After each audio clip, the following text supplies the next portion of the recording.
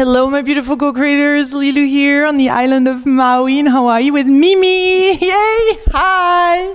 Aloha! Aloha from Maui. Maui. I call it magical Maui because this island is truly magical. And my wish for every single one of you is that one day you get to come and visit me on Maui.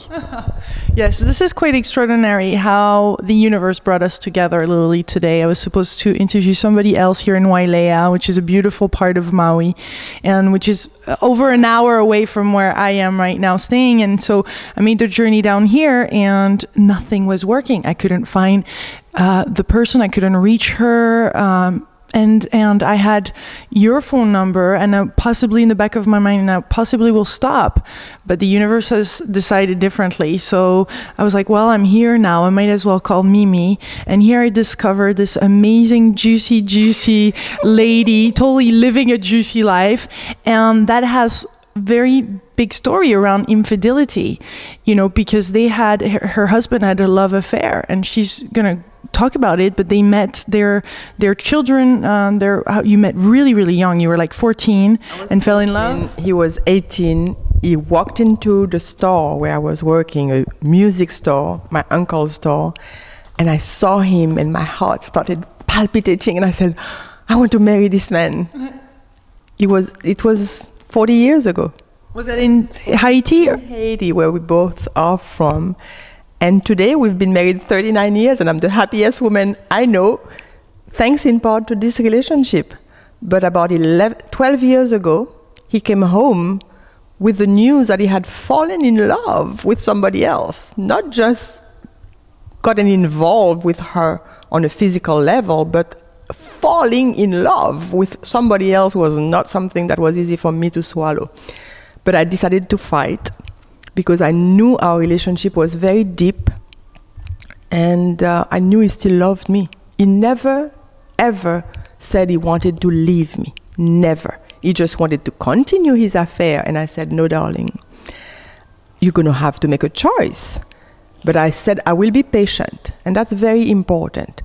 Patience was working on my side, because I couldn't tell him, no, you have to stop seeing her right now, because he would have wanted to stay longer. Mm-hmm. Men need to be told, it's okay. I said to him, you know, sweetie, you deserve happiness.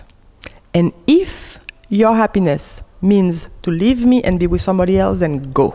By all means, go. And he was saying, no, I don't want to leave you. I said, well, you're going to have to decide between her and me. Not right now, but one day. Because I remembered that several years prior, I had been infatuated with another man. And even though I did not want to leave my husband, I wanted to be with this other man. And I went back to my journals where I was writing about it, and I realized that my husband, at the time, had shown me that same kind of detachment. He had said to me, if you want to be with him, you're free to go. And the fact that he said that released me from the anxiety that I had and the obsession that I had to be with somebody else. It never happened.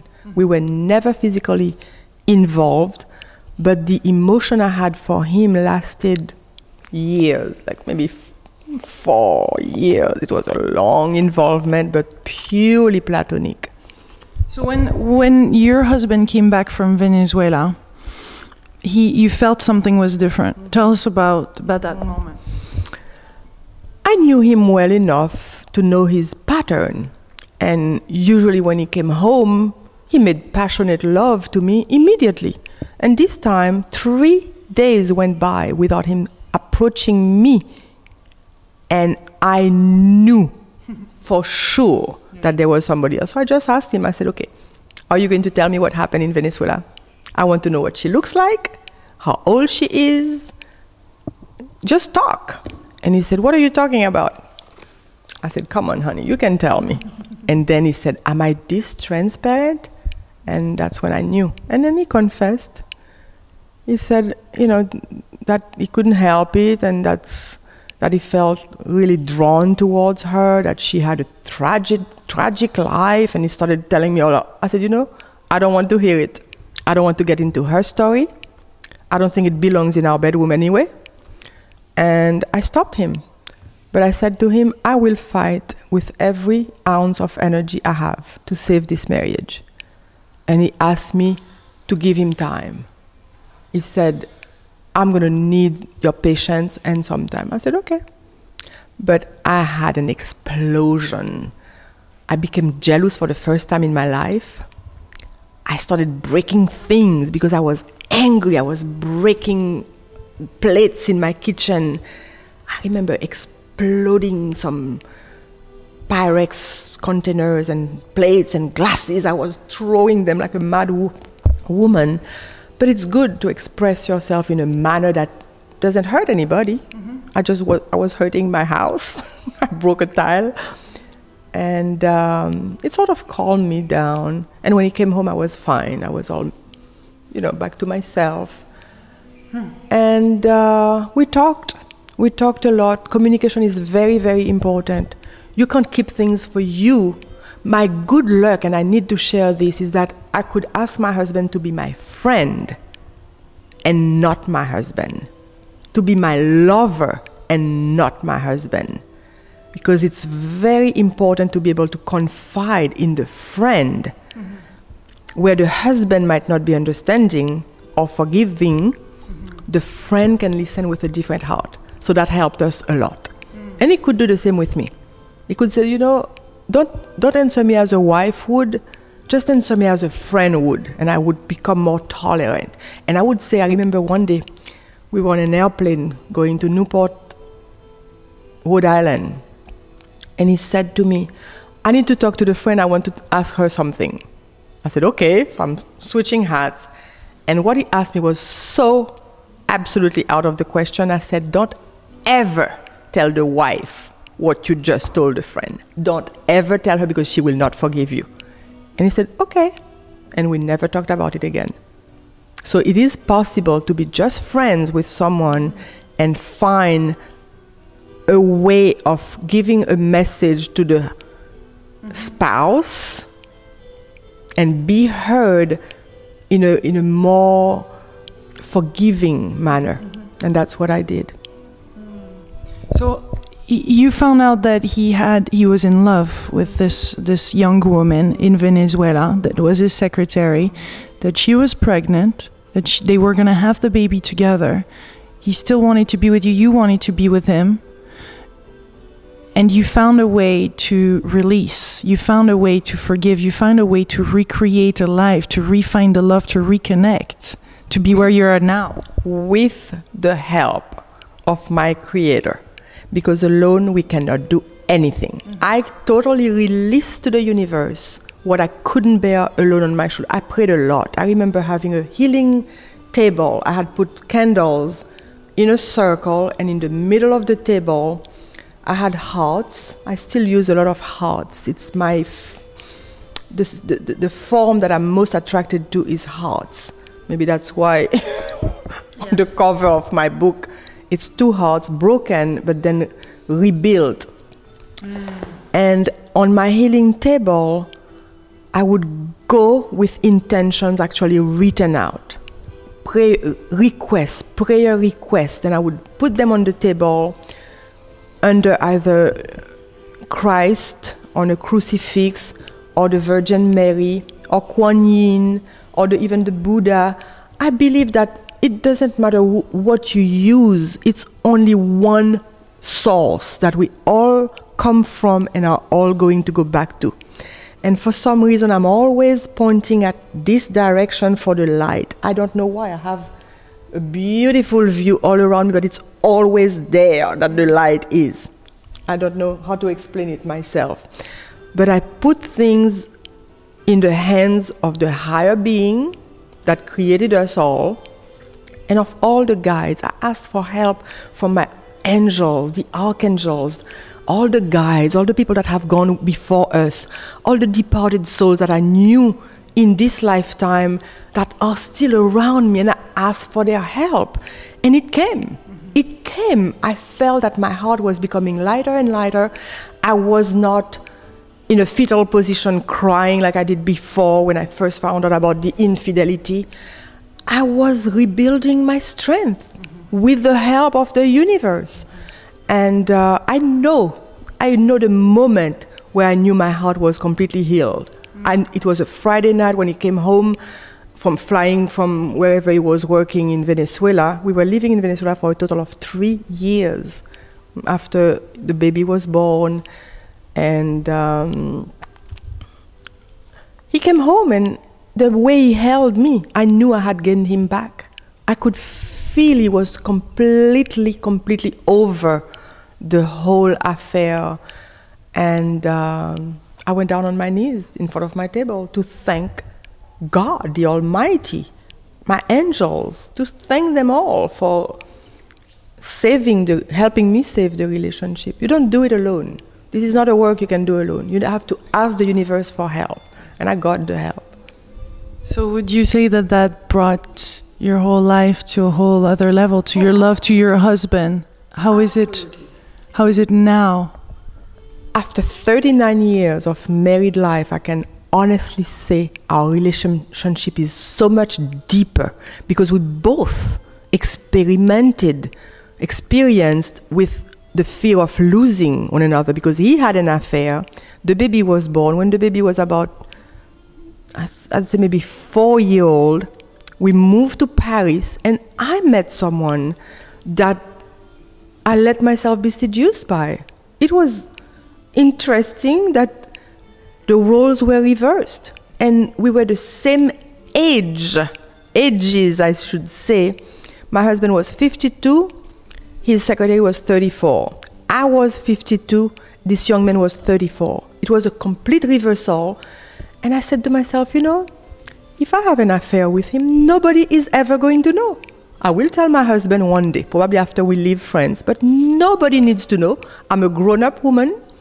It built my confidence in myself because I felt that it was over for me. And I let it happen. And I said, my friends are never going to believe this. I was thinking about my best friend who lives in Canada. I said, I cannot tell her on the phone. I have to see her reaction when I tell her. I want to see her face because she's never going to believe that because she knows me. And I thought also, if it can happen to me, it can happen to absolutely anyone. So I mentioned it in the book. I have a whole chapter dedicated to this part of my life, this affair, because I feel that you have to be honest. You can't just say, my husband was unfaithful. No, I was unfaithful. People have to know about it. And I give in the book the point of view of all 4 different people. Yes, and I found that really, really interesting. I read it in French, but this is the English version. And we just did also an interview in French. But the Hard to Forgive is the name of the book. And in there, you do explain the point of view. Your husband talks about it. His point of view when he met her, everything, and her also is in here. I mean, this is like... This is what happened. She wrote me a 9-page long letter the day I met her for the first time. She handed me the letter as we were saying goodbye because she wanted me to know how it had happened. She felt that I needed to know what had happened to her husband. And I thanked her for it because the letter was beautifully written. Her heart is in the letter. And I translated it word for word. She wrote it in Spanish. I had it professionally translated so that it was very accurate. It describes her feeling. She never said, please forgive me what happened, because she told me only God forgives. And in a way I found it a little arrogant, but that's her way of thinking, and she's entitled to it. And as far as my husband, when I reread the book, I was still sending chapters to my editor, one of my editors, because I had 2, she said to me, I don't hear your husband enough. I don't hear his voice enough. So I called him. He was in Indonesia at the time. And I said, honey, I'm going to need more details. And I have to say it was already 6 years after the affair, so I was healed. I could talk about it. I said, I need to know your reaction when you first found out she was pregnant. And that's when he told me, he said, go to my closet, my journals, because he was journaling as well. He said, take my journals, go to such and such date, and you'll find your answer. So I said, okay. And I said, you trust me with your journal? He said, I don't have any secrets for you. So I had those journals to dig in and find his reaction, how he said he was almost, he used a strong word. It was as close as, like, not crazy, but he was just besides himself. When he found out that she was expecting his child, he said, "Are you crazy? My wife will never be able to forgive me." He exploded as if he were not guilty as her. Then he realized it and he apologized to her, but that was his reaction. He became just frantic. And we had to learn to live with it. That's as simple as that. So do you believe that it's possible to love a few different people at the same time? Absolutely. The same, like it's really, we have a lot of love to give? We can. It has happened twice to me in my life, that in my married life. The first time was this completely platonic relationship with a man that I was just infatuated with, as I mentioned. And the second time was that time in France, that I did not want to give up that relationship with that young man, and I did not ever want to leave my husband. Never. I was as attached to one as I was to the other. Naturally, my husband always kept first place in my heart, always. But I did not want to give up the other relationship, and the same thing happened to him. He was very much in love with me. He kept telling me, I don't want to lose you, I don't want to leave you. And I said, what do you want to do then? I want to love her.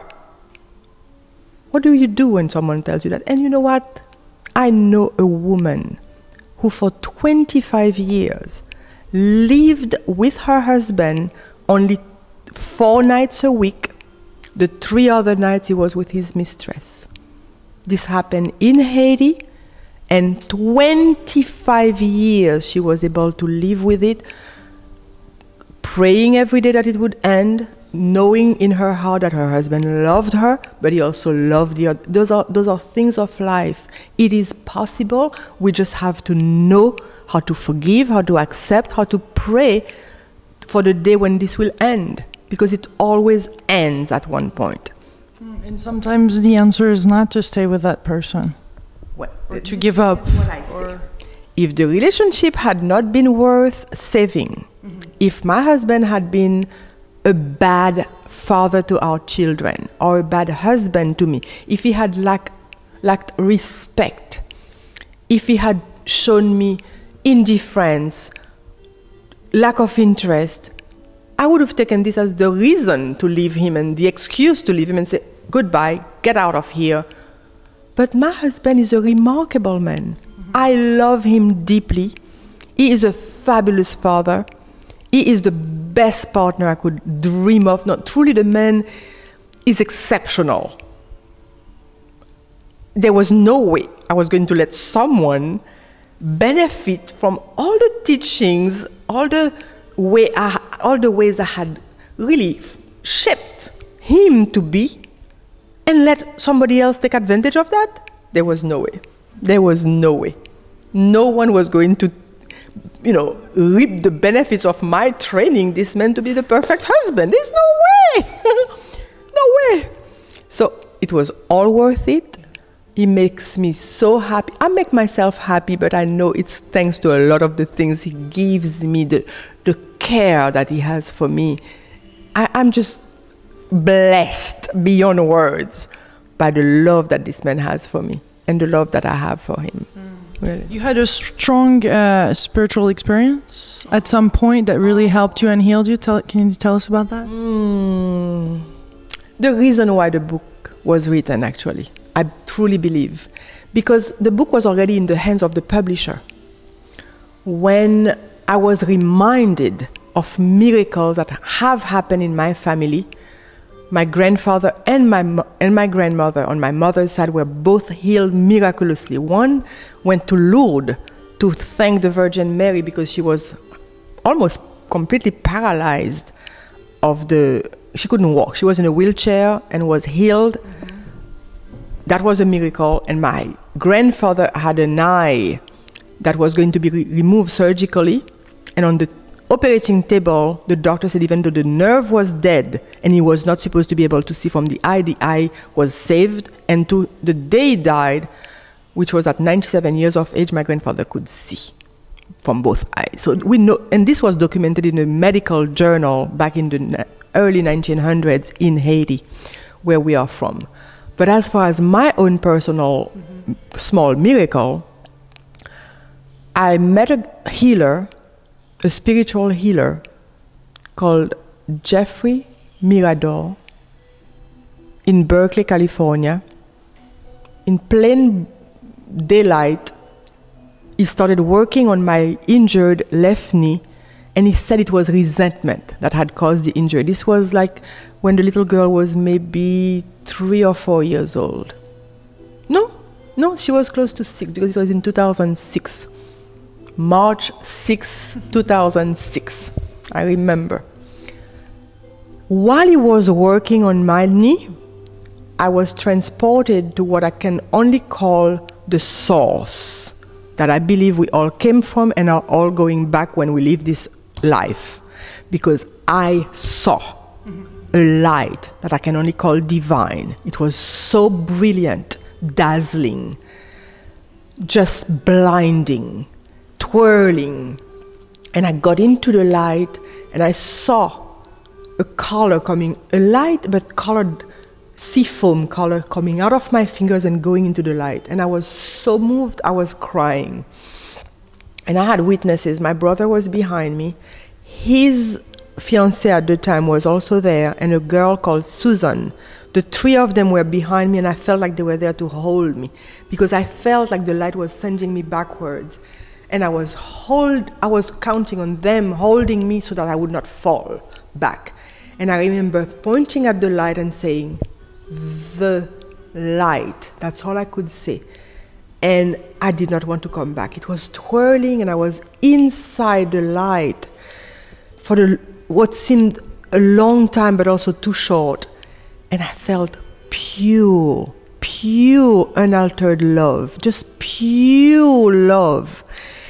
And I heard Jeffrey's voice saying, "Bring her back, bring her back." Some things she doesn't want to see, her eyes are not seeing. Some things she doesn't want to hear, her ears are not hearing. Bring her back, bring her back. And I opened my eyes and I turned to my brother, his fiancée, and Susan, and I saw on their forehead a gold sign. I have no idea to this day what it meant, but I remember pointing at the gold thing on their forehead and asking them, "What is that?" To this day, I don't know what it meant. And I'm sharing this for whatever it's worth, for whoever's going to listen to it, so that they know, you all know, that there is a light beyond this world where we belong, where we are going to go back to. It's the source, and that source is eternal. It never, ever, ever ends. Our souls will be recycled. They will come back to teach others what we have learned in this lifetime. Of this, I am sure. I am just an instrument of God's peace, God's love, God's serenity, harmony, generosity. I am just an instrument. I receive so that I can give. And I am blessed for that responsibility I feel is mine to share this with you. Those who don't get it, won't get it. Those who need to get it, will get it. Thank you. Vavavoom. So you often go back to this light in meditation? You often meditate, don't you? I meditate almost every single day, but not the way people meditate by sitting in a quiet place and being alone with I am alone with the universe, but I'm usually lying down flat on my back. A healer called Leah told me it was okay for me. It's not okay for everybody because a lot of people will fall asleep. But when I meditate, lying down on my back, I connect to the universe. I connect to my guides, my angels, my archangels, the divine power, the Mother, Father, God. I feel them entering my crown chakra and going through every cell of my body, healing, soothing, loving, blessing every cell of my body. And I get those blessings so that I can share them with the rest of the world. So that day when I have meditated with these higher powers, I meet people in the street and I'm full of the blessings and I send them to people who need them. I don't do this in their face, but unconsciously, I look at someone and it may be in a smile, it may be in something I say, like, how are you today? And I say, fabulous. The person hears it and they start feeling better and they share with the next person. It's called the ripple effect. You say something, somebody hears it, shares it with another person, and before you know it, 10 people have been influenced by something you have said or done. That's what it's all about. This is the life that we live, and we need to do it. Yes. I'm sorry I went on for so long, but no, this is awesome. I really truly appreciate it. I'm concerned about the camera since we're running the camera. We're here by yourselves. You need to come closer. We need to stay. Yes. So this is amazing. Thank you for sharing so vividly with us. I love how you closed your eyes and really went into that world, because that allowed you to recreate it for us. So that's a blessing here in our life. Thank you. I feel so blessed, Lilou. I am so blessed. Every day I give thanks. This is my primary emotion. The gratitude that fills my heart is what guides me every single day. And that makes you the happiest woman. I am the happiest woman I know, that is for sure. And I'm so glad I met you today. Yes, you're a powerful manifester too. Let me tell you that. We all are. We all are. We have the power. We forgot to connect and use it, but we all have it in us. So how do you manifest? Do you have some little tricks here for us? Some advice? Just be true to yourself. Know deep inside that we have been created in the image of the Creator. Therefore, we are perfect. I love Marianne Williamson when she says, our deepest fear is not that we are inadequate, it is that we are powerful beyond measure. It is really our light, not our darkness, that most frightens us. Because we ask ourselves, who am I to be brilliant, gorgeous, talented, fabulous? Actually, who are you not to be? We are all children of God. Our playing small does not serve the world. We were born to make manifest the glory of God, which is in every single one of us. Thank you, Marianne, for these words. Thank you for letting me repeat them, because they are powerful. This is the one statement that most helped me become who I am. That I know now I am powerful beyond measure, and I accept it. I thank my guides, my angels, the archangels, the divine Creator, because I am empowered. And if I can make the difference in one person's life, then I feel that I have lived a good life. I would like to make a difference in one person every single day. That would be awesome. Well, probably now it's going to be thousands around the world. Love it. Then I would know that I have given back. Yes. Because we get a lot of blessing, but the beauty is to give back. Take some of those blessings and share them with the world. That's where I get the greatest joy. Yes. Oh, absolutely. Absolutely. Thank you, Mimi. Thank you, Lilou. Thank you for giving me an opportunity to tell your beautiful audience it's all about love. Love is the one thing that matters the most. Love, love, love. And on this note, we send you lots of love from Hawaii. Aloha. Aloha.